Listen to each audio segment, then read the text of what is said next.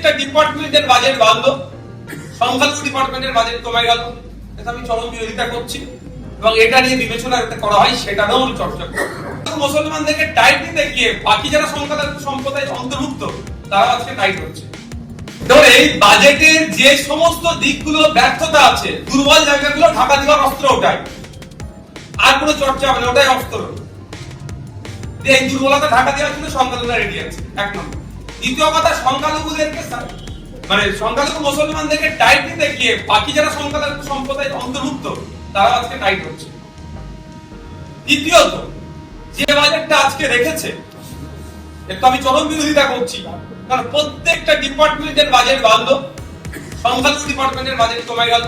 এটা আমি চরম বিরোধিতা করছি এবং এটা নিয়ে বিবেচনা করা হয় সেটারও চর্চা করি।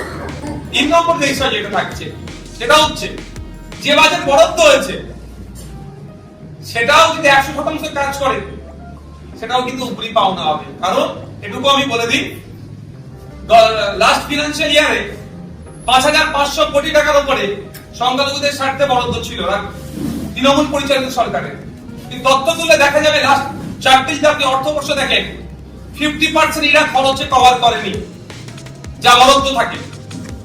শুধু তাই নয়, 20% মুসলিম যে ব্লকে বসবাস করে সেই ব্লকগুলোকে এক মুসলিম ব্লক হিসেবে ট্রিট করিয়ে ওখানে স্কুল এডুকেশন সহ আনুষঙ্গিক ডিপার্টমেন্টে এই সংখ্যালঘু বিষয়ক মাদ্রাসা শিক্ষা দপ্তরের টাকাও খরচ করা হতো, অর্থাৎ টাকা ফান্ডের অপব্যবহার হতো।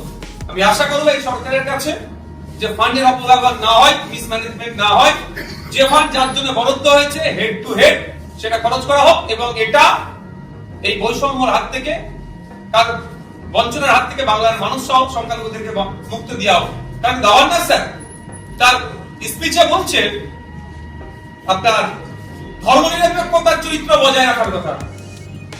যদি ওটাই হয় এবং প্রত্যেকটা ধর্ম জাত বর্ণের ঊর্ধ্বে গিয়ে একটা গুড গভর্নেন্স উপহার দেওয়ার কথা বলছে, তো এখানে নির্দিষ্ট করে সংখ্যালঘু সম্প্রদায়ভুক্ত যারা আছেন তাহলে সরকারের দ্বারাই তারা বৈষম্যের শিকার হচ্ছে।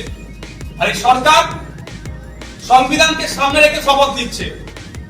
আশা করব সংবিধান সম্মত কাজ করবে। সংবিধান যে রাইটস গুলো দিয়েছে একজন সাধারণ নাগরিকের উপরে, একজন সংখ্যালঘুর উপরে, একজন এসটি এসসির উপরে, সেটা যাতে যথাযথ ফুলফিল হয় সেটা নজর রাখবে।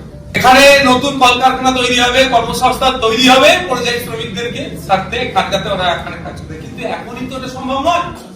আজকে বললি কালকে একটা এখানে কোম্পানি আসবে, শিল্পপতি গোষ্ঠী আসবে, ইনভেস্ট করলো, কালকেই সেটা হয়ে যায় না, সময় লাগে।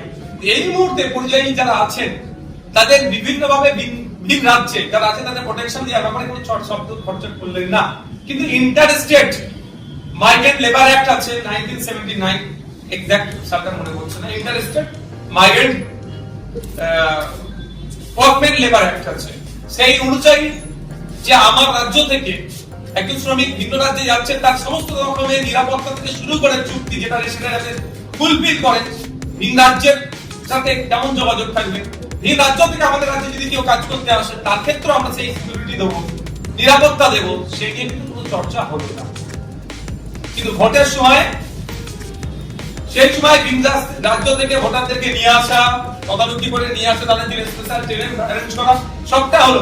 তারা ভোট দিল, তাদের ভোটের জন্য একটা অংশের ভোটের যদি সরকার পরিবর্তন হলো, কিন্তু সরকার পরিবর্তন হয়ে যাওয়ার পরে তাদেরকে নিয়ে সে অর্থে আর চর্চাই হলো না।